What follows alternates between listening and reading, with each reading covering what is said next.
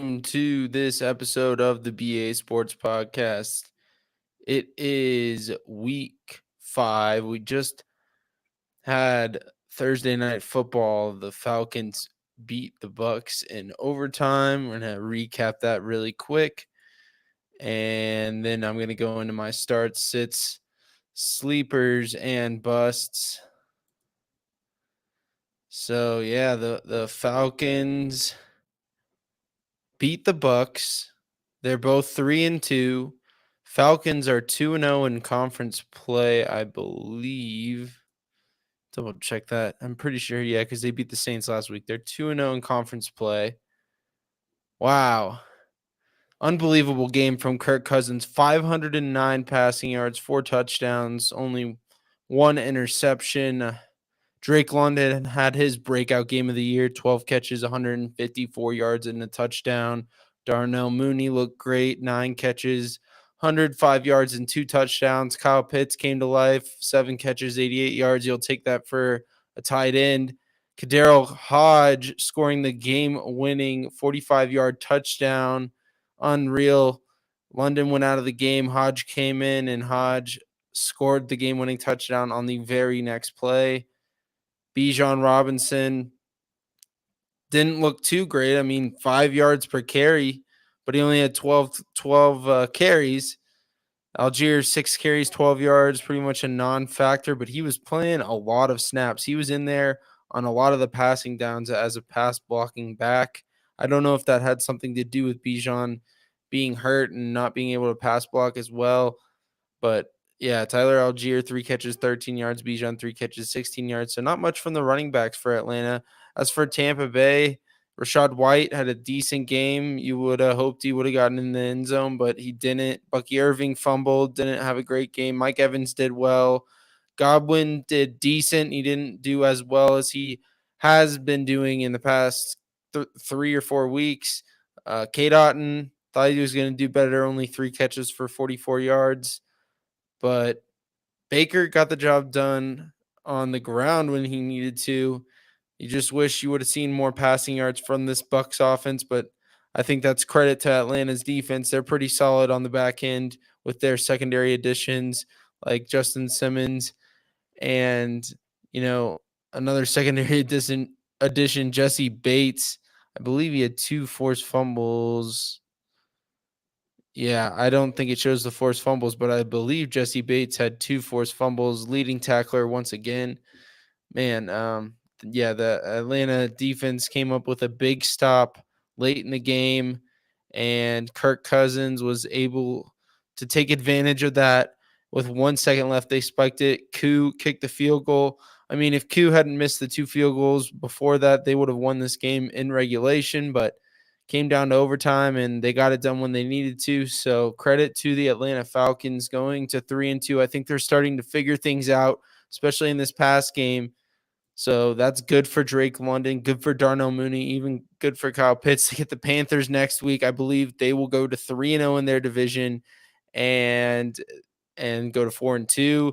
And I believe that their offense will stay on track once again because, man, do they look good. And then I believe, when do they have their bye? They don't have their bye until mid-November, late November. So they've got a little ways to go, but I can see them beating the Panthers. I think that Seahawks-Falcons game is going to be a good one as well. And then they've got the Buccaneers again in a couple weeks. So that should be another good one. So, yeah, we're going to see what the Falcons can build on from this game. Hopefully they get the rushing attack going. Hopefully Bijan gets going next week. The Panthers are not great against the run, and we'll get into that once I go into my start, sit, sleepers, and busts. But yeah, that is basically a recap of Thursday night football. The passing game for Atlanta was just too much for the Bucks to overcome. I think that really has a lot to do with the Bucks being injured on the back end. They don't have one of their best safeties. They also don't have Kalijah Cansey up front to provide some pressure on the quarterback. So hopefully the Bucks get healthy over the next couple weeks, and we can see Winfield Jr. against this Falcons offense in about 3 weeks. So that'd be good to see. But let's get into the starts, sits, sleepers, and busts. I'm going to go through each position: quarterback, running back, wide receiver, tight end, flex, defense, and we'll touch on kicker at the very end. So let's go into quarterbacks. Starting off with Brock Purdy as my start at the quarterback position.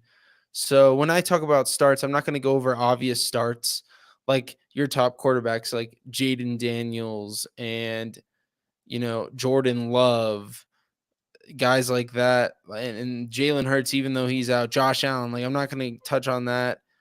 Those guys should be in your lineup. But Brock Purdy, people may be deciding between him and say Andy Dalton, or him and even Jordan Love. If they took Jordan Love and then took Brock Purdy a little later. So yeah, I would start Brock Purdy. I would not start Brock Purdy over Jordan Love. I would definitely start Jordan Love over Brock Purdy. But in his 3 meetings versus Arizona, he has at least 23 fantasy points. I believe this is in 6-point per passing touchdown leagues. His weapons are getting healthier. He still doesn't have Christian McCaffrey, but he's got Jordan Mason, and Jordan Mason has subbed in for McCaffrey and done very well in this offense. The Arizona defense has not looked great. We saw it last week. We saw it the week before. They just can't do a good job of defending the pass, even the run. They really can't stop the run. I expect Jordan Mason to have a great week. He's one of the top 3 running backs for me. It's him and Derrick Henry at the 1 and 2 slot for the running back position this week for me, because Arizona cannot defend the run, and I think Brock Purdy is going to take advantage of this horrendous Arizona defense, and he's at home, so that helps him a lot more than being away in Arizona, where the home crowd could get going. But Brock Purdy, he is my start at the quarterback position. My sit at the quarterback position, a guy who's done really well over the last couple weeks, it's Andy Dalton. He's got 2 games under his belt in a Panthers uniform this year, and he's had 2 great games, one against Las Vegas, one against the Bengals. Both defenses do not have very good secondaries, so no wonder Andy Dalton has taken advantage of those defenses. I don't think he can take advantage of this Bears defense, who has really stifled quarterbacks over the past couple weeks. They are number 1 in total fantasy points allowed versus quarterbacks. So they're doing a very good job of stopping opposing teams from throwing the ball.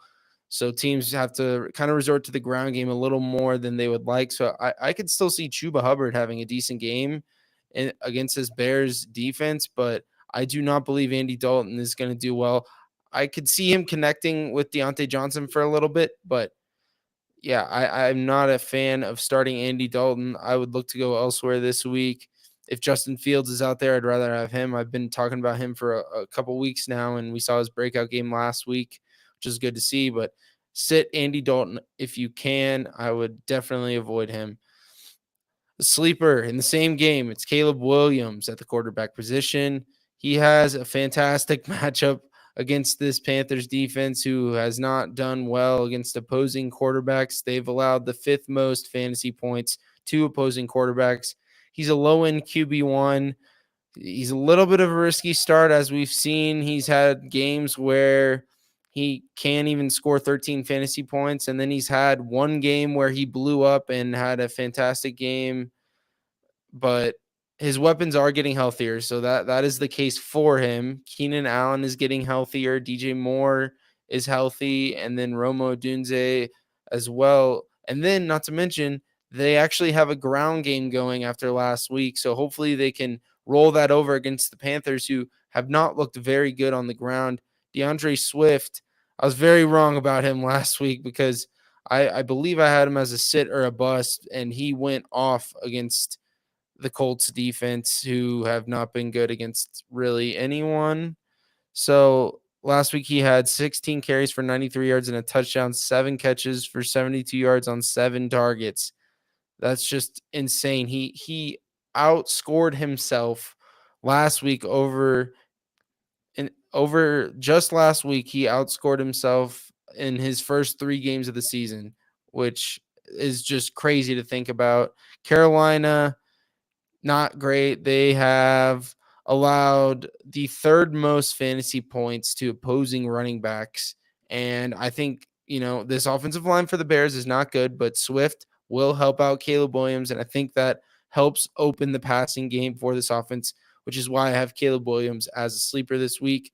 And my bust at the quarterback position, I've had him as a bust for at least one of the last 2 weeks. It's Patrick Mahomes. The Saints defense is very, very good, and Mahomes is losing weapons left and right. Hopefully, Juju Smith-Schuster can step up in Rashee Rice's absence, placed on IR finally. And so he's out for the next 4 games. They have to have Xavier Worthy step up. I know he's a rookie, but they're going to have him step up. Kelsey's going to have to step up. They're going to need Kareem Hunt to step up at the running back position after losing Isaiah Pacheco. So just all these injuries around Mahomes. I know he's one of the best quarterbacks in the league, but fantasy-wise, he just hasn't been that this year. And against this Saints defense, I know Mahomes is in Kansas City for this game, but I would avoid him if at all possible because of this matchup with the New Orleans Saints. It's not a good one for Mahomes, but I understand if you can't because, like I said, he is on the bust list for a reason, and that is because on my bust list, it's not really a must-sit player. It's a player that I think is going to underperform, and man, do I think Mahomes is going to underperform. He's only scored 20-plus fantasy points one time in his past 9 regular season games, and that is not great to hear if you're a fantasy manager of Patrick Mahomes. But hopefully he proves me wrong for all you guys that actually have to start him. But I am avoiding Patrick Mahomes, and that's going to be it for the quarterbacks. I'm going to provide the full list of start, sits, sleepers, and busts in my weekly matchup analysis on Saturday morning, so look out for that. These are just the top ones for the week that I'm going over. Let's go on to the running backs. Top running back start for me, one of the ones I really like this week is Javonte Williams. 16 carries, 77 yards against the Jets defense, and Las Vegas has not looked great against running backs. 5 running backs have 11 plus PPR points against Vegas. I think Sean Payton will give him the opportunities. I mean, 16 carries last week, and I believe he saw a couple targets as well. I believe he saw 2 or 3 targets. Bo Nix proved in that Tampa Bay game that teams can't just load the box. They're going to have to watch out for Bo Nix on the ground, watch out for his arm. I think Sean Payton is doing a great job. Even though Bo Nix only had like 60 yards passing last week, they got the win because of that stout defense that they have and the way they ran the ball against Jets. I mean, 16 carries for 77 yards is pretty good for Javonte Williams against a pretty stout Jets defense in New York. They're coming back home for this one, so they'll have the home environment in Denver. I think that provides a cushion for Javonte Williams to get going. He needs to get in the end zone because he hasn't scored yet this season. I think he is due for a touchdown this week. So start Javonte Williams at the running back position. I also like DeAndre Swift as a start as a RB2 and Najee against the Cowboys defense, who really did a good job against the Giants. But I think Najee could do well against this Cowboys defense, who could be without Micah Parsons. They're already out without DeMarcus Lawrence. So unless the Cowboys can continue that defensive run they had last week against the Giants and stuffing the run, and Mozzie Smith played a fantastic game. If the Cowboys can do that, then I think Najee may struggle once again. But I mean, running back position is so slim. I'm fine with starting Najee as an RB2. Let's go into a sit at the running back position. This really isn't a surprise.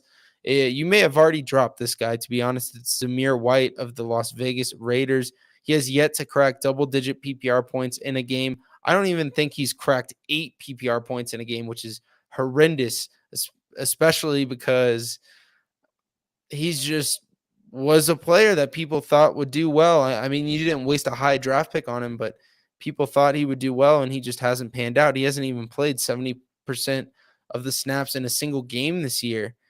It's bad. And the Broncos shut down Breece Hall and the Jets' run game last week. I do not expect the Raiders to do better than the Jets did. They have to go into Denver. I know this is a division rivalry, but I could see the Raiders turning to Alexander Mattison in this matchup and playing him more than Zamir White. I mean, it's happened in 2 out of the 4 weeks of the season that he's outsnapped Zamir White, and I wouldn't be shocked if that happens again. Zamir White does not look great. This Raiders offense isn't really that good. Devontae Adams wants to get out of there. He's not going to be playing.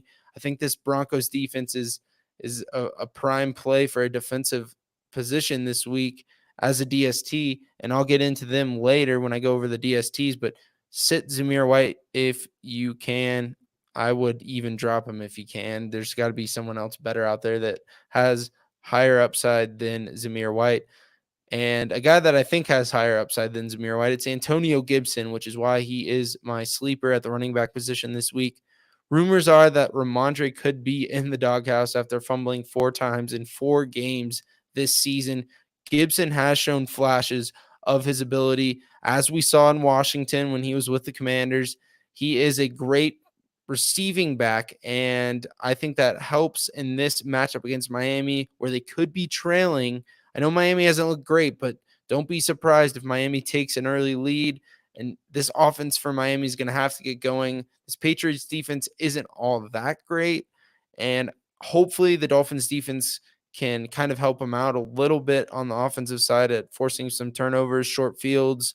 But Miami allows the 5th most fantasy points to running back, so I expect the Patriots to lean heavily on Ramondre Stevenson, on Antonio Gibson, and honestly, I know a lot of people are without running backs this week. The Lions are on bye. The Chargers are on bye. So that's no J.K. Dobbins, no Jahmyr Gibbs, no David Montgomery.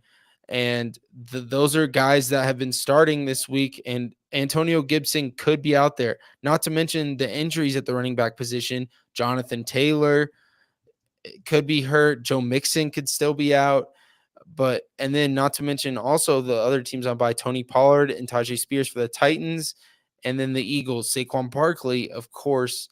So those are the couple teams on by that you may need a replacement running back. Well, Antonio Gibson could be out there, and I think he'd be a great replacement. Another guy you could look at is Trey Sermon. If Jonathan Taylor's out, I like him, but some of these guys already may have been picked up on the waiver wire. So look out for that. If you have any questions about which running backs to start, let me know on Twitter under the weekly matchup analysis when I release it fully. Shoot me a DM if you want. I will try and respond as fast as I can. And let's go into the bust at the running back position. This guy has performed really well over the past 3-4 weeks, and he did have a little bit of competition in his backfield last week with Chase Brown. It's going to be Zach Moss, the running back for the Bengals. He's been the starter all year. He's played more on passing downs than Chase Brown, but Chase Brown did very well against that Panthers defense last week, who I've already said they're not that great against the run.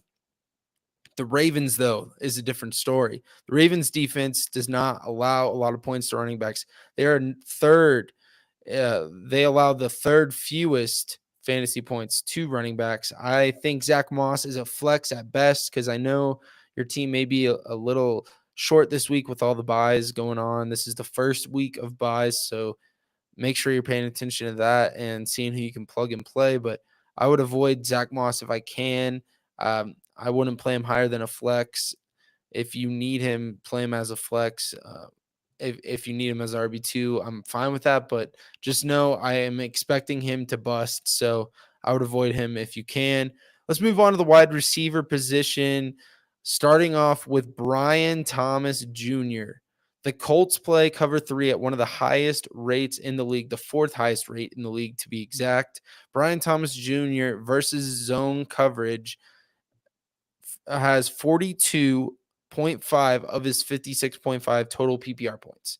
Brian Thomas Jr. also ranks 15th in yards per route run versus zone coverage per PFF, minimum 50 routes. I think that this is a prime matchup for the Jacksonville offense. Trevor Lawrence has played better against cover 3, and I think that helps Brian Thomas Jr. I think that helps Christian Kirk. I could see the Jags getting on track this week against this Colts team who snuck out last week with a win. It's going to kind of up in the air who they have at quarterback. Is it Flacco? Is it Anthony Richardson? Depends on Anthony Richardson's health. I think if Richardson is healthy, they will go back to Richardson, even though Flacco did very well last week. And if Jonathan Taylor's out, they'll go with Trey Sermon. But if Jonathan Taylor's in, I still expect Jonathan Taylor to get majority of the work with Sermon mixed in. Depending on how bad this Jonathan Taylor injury is, we really haven't heard that much. Hopefully, maybe tomorrow we hear if Jonathan Taylor's practicing at all, or maybe an update on his status. But as of right now, Brian Thomas Jr., I expect him to have a great game. He should be locked in your lineup as a wide receiver 3 flex play. I would even play him as a wide receiver 2 this week with all the buys going on. You don't have A.J. Brown. You don't have Devontae Smith. You don't have Calvin Ridley, DeAndre Hopkins. You don't have a lot of guys out there. So I'm fine with playing Brian Thomas Jr. He is going to go off this week. Jaden Reed is another wide receiver that I would start. The Rams are allowing the 9th most fantasy points to wide receivers. Reed has also done well for zone coverage, 2nd most fantasy points per route run, and the Rams run the 8th highest rate of zone coverage in the NFL. Jordan Love is all Jaden Reed needs, and both of Jordan Love's starts, he has 27 plus PPR points in week 1 and week 4. So hopefully he can continue that in week 5 and get you another 27 plus PPR point outing. I like Jaden Reed. I like Dontavian Wicks. I like Jordan Love this week, especially all 3 of them in DFS, whether you're playing FanDuel, DraftKings, whatever. I think I will try and create a lineup or 2 with the Packers quarterback and stacked with those wide receivers, because I think they're going to have a great game against this Rams secondary, who I thought that Caleb Williams was going to expose last week, but he didn't. And I'm hoping that the Packers can do that this week with Jordan Love, Jaden Reed, and Dontavian Wicks. A sit at the wide receiver position, actually 2 sits, Tank Dell and Jordan Addison. Tank Dell, Nico is the wide receiver 1 in this offense. Stephon Diggs has looked great as the wide receiver 2.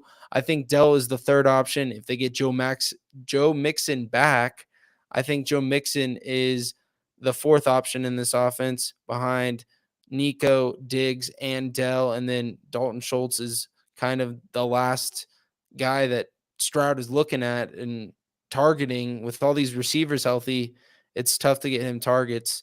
But the Bills run the 9th highest zone coverage in the NFL, and Dell, out of the 3 wide receivers, Dell is the one that has not fared well. Nico and Diggs have done very well against zone coverage, so I'm trying to sit Tank Dell. He's also coming off injury last week, so he may be a little rusty. I'm trying to avoid Tank Dell against this Bills defense. And Jordan Addison. Jordan Addison had a fantastic game last week against the Green Bay Packers, but the Jets defense is pretty stout, and I would like to avoid Addison in London. They are playing in London, England at Tottenham Hotspur Stadium. The Jets are number 7 in fantasy points allowed to wide receivers, so they're pretty stout against wide receivers. I know they're going to try and focus their coverage on Justin Jefferson, but don't be surprised if they also shut down Jordan Addison. And I think that the Vikings, in order for them to win this game, they're going to have to get Aaron Jones going. They're going to have to get Ty Chandler going, kind of like the Broncos did with Javonte Williams last week. So those are 2 wide receivers I would sit. And let's go into the sleepers. Khalil Shakir. He's had 13 plus PPR points in 2 out of the 4 games to start the year. I expect him to be heavily utilized against this Texans defense. Josh Allen should look for him and Kincaid often. 6 wide receivers have 12 plus PPR points against the Texans defense, so that bodes well for Khalil Shakir. I'm fine with him as a wide receiver 3 flex option in your lineups. And another wide receiver that I think should be out there in most leagues, if you need a streaming flex play this week, he is a good option, especially in deeper leagues. I don't know if I would start him as a flex in a 10-team league unless I am just desperate for a wide receiver. It's Jordan Whittington of the Los Angeles Rams. The Packers have allowed 6 wide receivers to score 15 plus PPR points in 4 total games this year. Whittington also played 97% of the snaps last week against Chicago, earned 8 total targets, and the Packers also run zone coverage 71% of the time. Whittington has 12 targets versus zone, second most on the Rams, behind only Cooper Kupp, who has 19.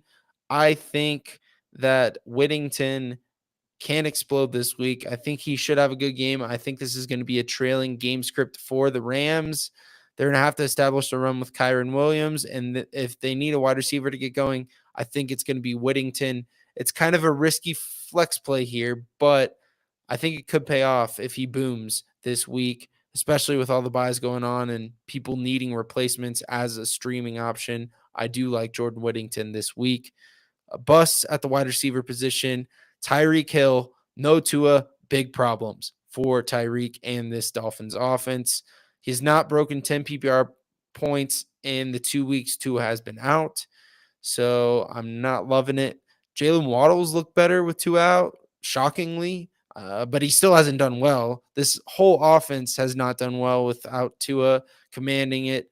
Maybe Snoop Huntley gets back on track this week, but he didn't look good last week. And this Patriots defense, I think, can do well, but we will see what the Dolphins offense looks like. I'm trying to avoid Tyreek Hill if I can. Another wide receiver I'm trying to avoid. He's going to Pat Surtain Island. I talked about that last week. No Devontae Adams, so he would have been the guy going there, even though Devontae last year against Pat Surtain did an amazing job at just, I'm pretty sure he went off for like 150 yards and maybe a touchdown against Pat Surtain. So, but no Devontae, so I expect Jacoby Myers to be the number one wide receiver that the Broncos defense takes away. And last week, Garrett Wilson had 5 catches for 41 yards. No wide receiver one has eclipsed 50 yards against this Denver defense. So I don't expect Jacoby Myers to have a great game. I would sit him if you can. Trey Tucker, I'd rather have him as a boom bust flex play than Jacoby Myers. But those are the wide receivers that I am looking to start, sit, and some sleepers and busts. Now let's go into the tight end position. Going back to this Green Bay game for the start. 9 targets last week for Tucker Kraft, and he's in my start at the tight end position this week. I expect the Packers to throw a lot in this one and be very successful, as I talked about with Jaden Reed, Dontavian Wicks, and Jordan Love. This Rams defense is not great against the pass, so fire up Tucker Kraft if you need to stream a tight end. I know a lot of people may have benched Kyle Pitts tonight. I am one of those people, and if you did, maybe Tucker Kraft's out there and you can play him instead of whoever else you have as a streaming option. Sit at the tight end position. Mark Andrews this year has not gone well for Mark Andrews. I'm sorry if you took him early. I didn't draft any Mark Andrews, but I don't expect this to change. The Ravens have found their identity, and it's on the ground with Derrick Henry. Through Derrick Henry, Lamar Jackson, they're not throwing a ton. When they are throwing, Mark Andrews is not really doing anything. Mark Andrews is staying in there to block. Their fullback Ricard is staying in there to block. It's going to be the Derrick Henry show, I think, against this Bengals defense who cannot stop the run. And Derrick Henry has gone off the past 2 weeks against the Cowboys and then last week against the Bills. And I think that he's going to go off for a 3rd week in a row against the Bengals. So I would sit Mark Andrews because I just don't think he's going to get involved. If you have to play him, I just hope he gets in the end zone because he can't even get a catch. He's had a goose egg, I think, at least 1 or 2 of the past 3 weeks. A sleeper at the tight end position. Same game. It's going to be tight end Eric All of the Cincinnati Bengals. The rookie has 12 catches on 12 targets in 3 games this year. The first game, he played some snaps, but he didn't really see any targets. He's seen 4 targets and caught all 4 of them in each of the last 3 games. He has 6+ PPR points in each of the past 3 games. So a pretty good floor. And I think the ceiling can go up once he starts seeing more snaps. It's very low for a ceiling, but if you're looking to stream a guy and you need like 6 points, I see it being a good option. And I expect the Bengals to trail in this one. They're not going to be able to establish the ground game. I don't think this Ravens defense has done a great job stopping the ground game. And I think Eric All, if he sees some more snaps in this game, he can probably get in the 10 plus PPR point range, which for a tight end, that's what you want because this position really isn't going for more than 15 to 20 PPR points for the tight end one. And if he can get 10 plus, I think I would call that great for a streaming sleeper tight end in Eric All if you need someone in a deeper league. A bust at the tight end position. I kind of talked about this earlier. It's Dalton Schultz. I'm just not loving Dalton Schultz this year. I think you can honestly get rid of him. He's just not a high priority on this Texans offense unless a wide receiver gets hurt. Like Tank Dell got hurt last week, and he still didn't even do that great. So I don't like Dalton Schultz this week. They could be getting Mixon back. If Dell is back as well, that lowers Schultz's ceiling. So avoid Dalton Schultz if you can. He is on the bust list. Let's go into the defense and kickers because I think that if you're looking to stream someone, so start the Vikings defense. They've done well in each of the first 4 weeks. Their new scheme, new players. Van Ginkel has looked good for this Brian Flores defense. The Jets offense looks out of sync. The Vikings defense also has at least 5 sacks in 3 out of the 4 games this year, which is really good for this Vikings defense at getting points. They both have to go to London and play at Tottenham Stadium. So maybe this one's a low-scoring affair in London, and that bodes well for the Vikings defense, who gave up a lot of second-half points last week to the Green Bay Packers. A sit at the defense position. The Texans defense, Buffalo, I think, is going to get back on track this week. They had a bad week last week against Baltimore. I expect a big day from Josh Allen. I would avoid the Texans defense this week. They didn't do great last week when I thought they would.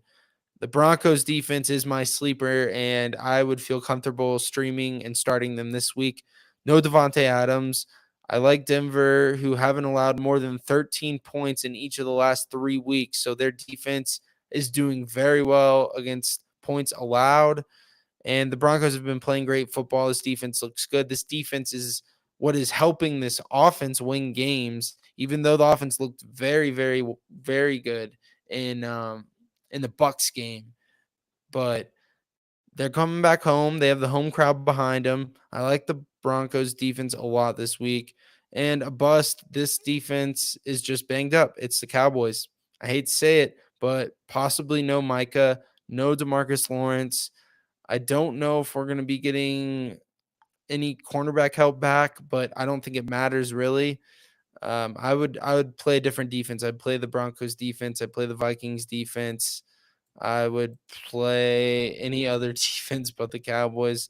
I don't think the Cowboys are going to do well this week. The Packers defense could bode well. The Dolphins defense may do well against New England. Those are some other options that you could look at instead of the Cowboys. But if you have to go with Cowboys, they're going to bust for sure. They don't have enough defensive help against the Steelers offense. And let's go into kickers. It's going to be Jason Myers against the Giants. I think Seattle's going to put up points in that one. I think another kicker is Austin Siebert against the Browns. The Commanders' offense has looked very good, so I think he could do well. And then I would sit Matt Prater against the Niners. I think the Cardinals could struggle this week on the offensive side of the ball. So I would look to avoid Prater if you can. I know he may have been picked up last week for you, but definitely try and avoid him. This Arizona offense does not look good. And that's going to do it for this episode, the week 5 preview of my start, sit, sleepers, and busts. If you have any questions, please comment below whenever I release the full weekly matchup analysis on Twitter, and I will answer them as best as I can. And yeah, thank you all for listening to the week 5 Thursday night football recap and week 5 full start, sit, sleepers, bust preview of my top start, sit, sleepers of the week. And look out for weekly matchup analysis on Twitter. If you're not following, it is at BA Sports Podcast. And I hope you all have a fantastic Friday, a great weekend ahead, and get the win in your matchups this week. Thank you for listening and have a good one. See you.